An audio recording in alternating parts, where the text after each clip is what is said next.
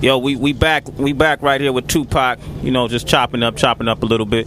We can't let you hear everything. You know, some stuff. Put it down, though. Yeah. My man definitely putting it down. One more thing about Death Row. Now, how does the what's going on with Dre, and how does that affect Death Row as a whole? In the whole now. Dre's doing his own thing. It don't affect us. My take on what happened was that Snoop was on trial for murder, fighting for his life. Somebody had said that Dre was in the car. The jury believed that. We needed Dre to be there to say he wasn't there. Once they would have saw him, they would have known he wasn't there, and that would have saved Snoop's whole case. Because they would have saw that the witness that had said it was lying, and Dre never showed up. He was too busy. That's how they told me. When they told me that, I was like, well, no matter how dope he is, and Dre's one of my heroes in the music business, but I was like, no matter how dope he is, if you're not down for his homeboy, Snoop, who brought him back when he was just a relic, when niggas was dissing him, you know what I mean? Then I don't want to be a part of him. I don't want to be around him or nothing. Plus, I feel as though what's done in the dark will come to light. It's secrets that everybody's going to find out about that I don't have to play a hate or dry snitch about. That will come out, you'll find out for yourself, and you'll know why I did it. I swear to God, y'all, I'm living by the rules of the game that y'all, the people, have put down for us to live by. No, that's real. Let's talk about other things. Like you told us, you got a soundtrack you working on. You got a new movie, right? What you talking about? We got a movie called Gridlock coming out. It's like a mainstream movie. It's me coming back into the theaters with Tim Roth from Pulp Fiction and a gang of other movies. I don't know who the female is, but it's a big name female. I'm the music supervisor for the soundtrack. It's my first chance ever doing something like this. We got Alanis Morissette on the soundtrack. All these big name alternative, supposedly people who I would never get with. I got them all on the soundtrack to show just like what kind of range I got. And I'm putting that kind of soundtrack out, and then I'm putting a rap soundtrack out. And I'm going to do it like a Tupac album, basically, with me doing a whole bunch of solo songs, with Snoop on there doing some songs, Dog Pound, Death Row on there. Just to show that, you know, I got a business mind as well as a creative mind, and to show that I also have, you know, besides just rapping, I can do other, I can make my way in other ways in this business. That's for real too. Now when you work with Janet, you know, I was wondering if maybe you could hook me up with her number. If you did you pursue it? Dog, on everything I love. If anybody find Janet, tell her I'm looking for her. That's why I said that shit in my song when my mind's made up. Forgive me, Janet, because I feel like she got the shit all twisted. People that made her my enemy. She ain't my enemy. I ain't mad at her, you know what I mean? But I want to know that, you know, it ain't even like that, you know? She met me at a time of my life when I was real immature. I was coming up, going through a lot, you know? Now she probably see me in a whole different light. Maybe not, maybe she would, but I want that opportunity. So when I see Janet, I'm going to try to make right what we made wrong. All right. Well, I'll be right there with you, bruh. Let's hook that up. Hey, now, I'm going to ask you another question. 5 years from now, where do you see yourself 5 to 10 years from now? What do you see yourself? What do you see yourself doing? I see myself having a job on Death Row, owning stock at Death Row, being an A&R person, an artist that could drop an album like Paul McCartney every 5 years. You know, not even like Paul McCartney, but there's no rapper who ever did it, so I have no one to use to say like. But, you know, that type of thing where I could just do it at leisure. And, you know, when my music will mean something and I drop deeper shit.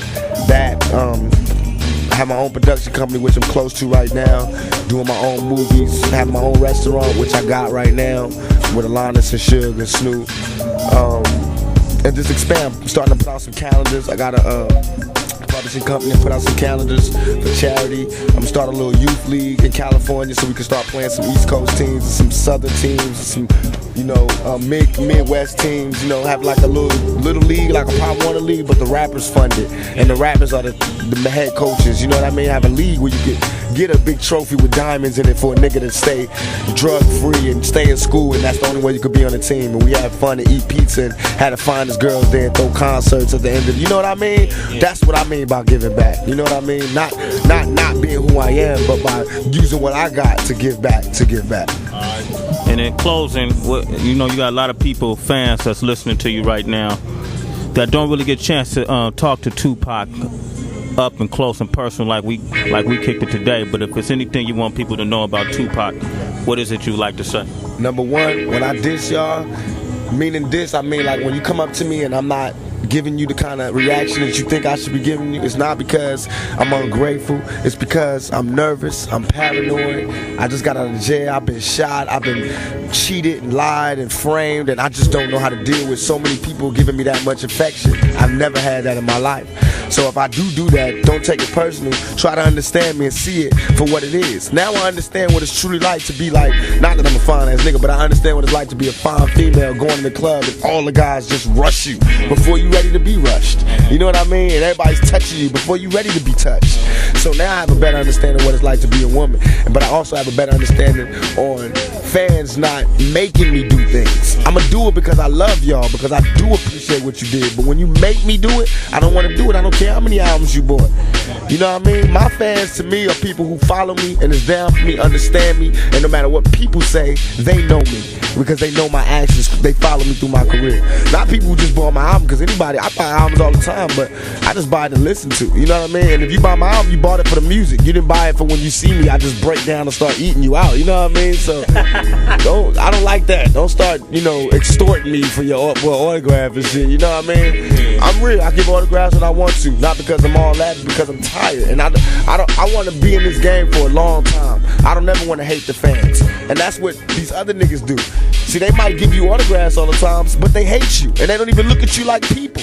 I do look at you like people. That's why I feel as though I can look you in your eye and go, yo, I don't feel like doing that right now. I don't feel like signing the autographs. And you should understand. Because I'm looking at you like a human being. Let's kick it. Let's not take pictures. Let's just kick it. Do that. I want some females to do that. Just come up to me and be like, Pop, look, because every female want to come up to me and be like, I know you think I'm like everybody else, and treat me bad and tell me no. Be the opposite way. Everybody doing that. Everybody trying to show me how much they not attracted to me. Do the opposite, because, these ghetto girls, these minority women is what I call them the only women I could get. Everybody else scared of me. Their parents telling them not to mess with me. So y'all can't fade me. Y'all can't turn on me. Don't change on me. Stay down for me because I stay down for you. And don't extort me, and let's just do it forever. There it is. Tupac Shakur kicking on the set. Right here, right here, right here, right here, right here, right here, right here, right here, right here, right here, right here, right here, right here.